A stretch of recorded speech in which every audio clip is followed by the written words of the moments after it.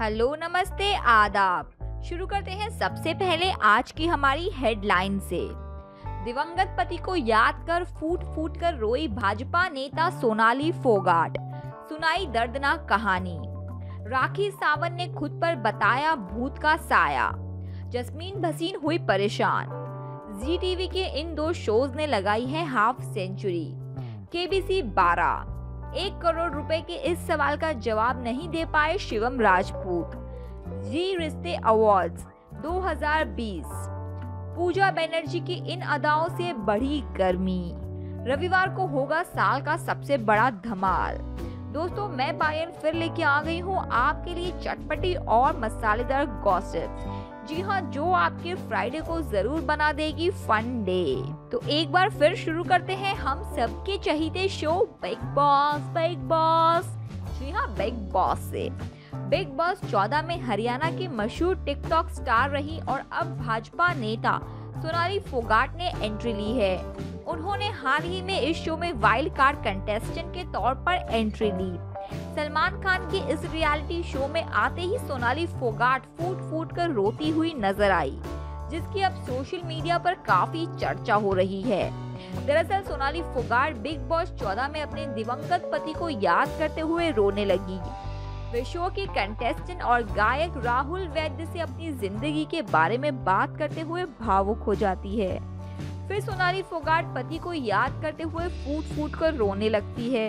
वे राहुल वैद्य को बताती है कि उनके पति हर काम में उनका कितना समर्थन करते थे। सोनाली फोगाट के अनुसार उनके पति ने अभिनव से लेकर राजनीति में सक्रिय होने तक उनकी काफी मदद की। सोनाली फोगाट कहती है कि मैं एक रूढ़िवादी परिवार से बंधी रहती हूँ, जहाँ महिलाओं को घर से बाहर नहीं जाने दिया जाता।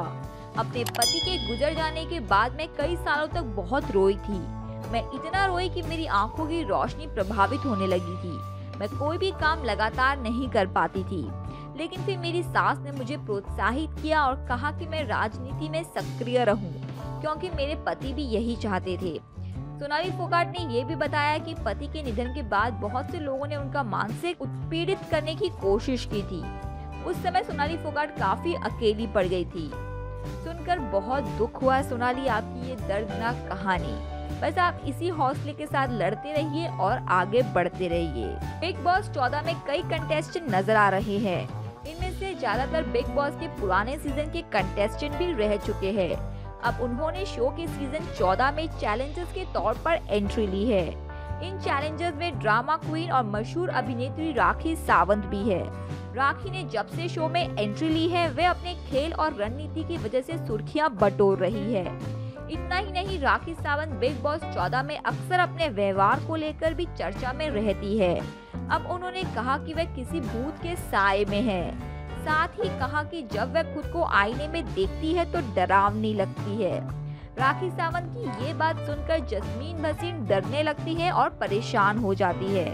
बिग बॉस 14 में लोग कुछ भी करेंगे टीआरपी के लिए, तो आप भी बस एंजॉय कीजिए ये हॉरर शो बिग बॉस 14।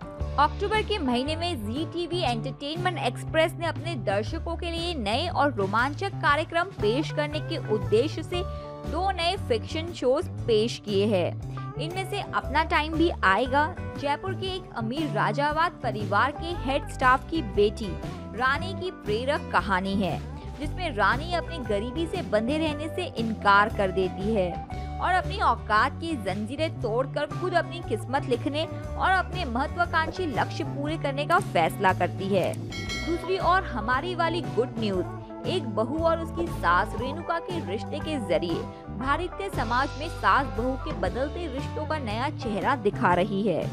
दोनों शोज ने 50-50 एपिसोड का सफर पूरा कर लिया है। अपनी शुरुआत से ये दोनों शोज अपनी दिलचस्प कहानी के साथ दर्शकों का मनोरंजन कर रहे हैं। दर्शकों से मिल रहे बेशुमार प्यार के चलते इन दोनों शोज ने हाल ही में 50-50 एपिसोड्स पूरे कर लिए और ऐसे में शो के सेट पर भव्य सेलिब्रेशन भी हुआ। वेल, आपको बहुत बहुत कंग्रेचुलेशन एंड वी होप कि आप आगे भी ऐसे ही बहुत सारे एपिसोड पूरे करें।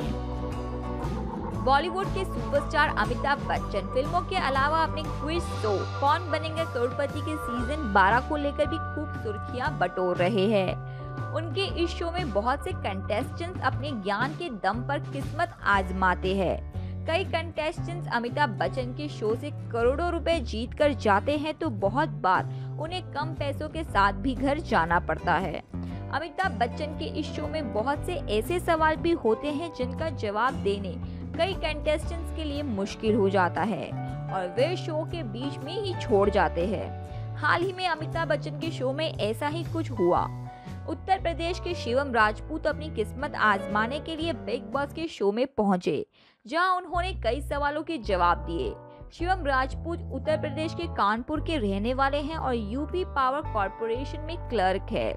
केबीसी के सेट पर पहुंचकर उन्होंने अपनी जिंदगी के संघर्ष के बारे में बताया।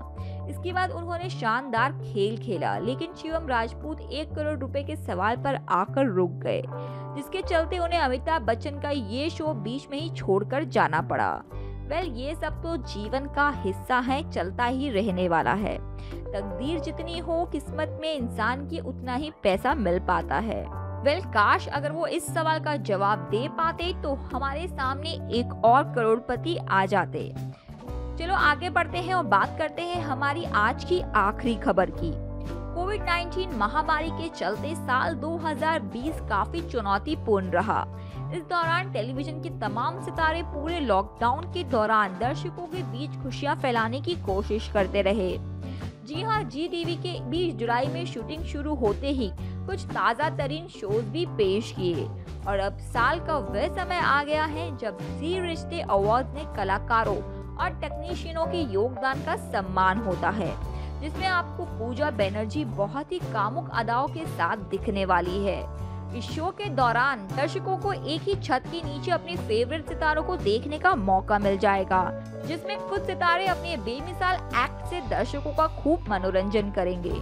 शूटिंग के दिन जहां भी कुटुंब की सुंदरियों ने अपने शानदार मूव्स दिखाकर मंच पर आग लगा दी, वहीं कुमकुम भाग्य फेम पूजा बनर्जी रेड हॉट आउटफिट में सबका आकर्षण का केंद्र बन गई। पूजा ने जी रिश्ते अवार्ड्स 2020 के माहौल में गर्मी पैदा कर दी और यही नहीं, उन्होंने गर्मी गाने पर एक बेहद आकर्षक डांस भी किया और इस दौरान सबकी नजरें टिकी रही उनके डांसिंग स्टेप्स पर, जिसमें उन्होंने डांसिंग सेंसेशन नोरा फतेही के हुक स्टेप को बखूबी जैसे कि तैसे करके दिखाया। पूजा के झिलमिलाते रेड आउटफिट ने सभी का ध्यान अपनी ओर खींचा। सही में आप बहुत ही खूबसूरत लग रही है पूजा बनर्जी इस कॉस्ट्यूम में। और अब दिल्ली दूर नहीं, जल्द ही हम आपको देखेंगे जी रिश्ते अवार्ड्स। आज के लिए इतना ही, फिर आऊंगी ऐसे ही खबरों का सिलसिला लेकर। तब तक के लिए अलविदा दोस्तों, अपना ध्यान रखिए, सुरक्षित रहिए और मेरे चैनल टेली मिर्च मसाला को लाइक शेयर सब्सक्राइब कीजिए।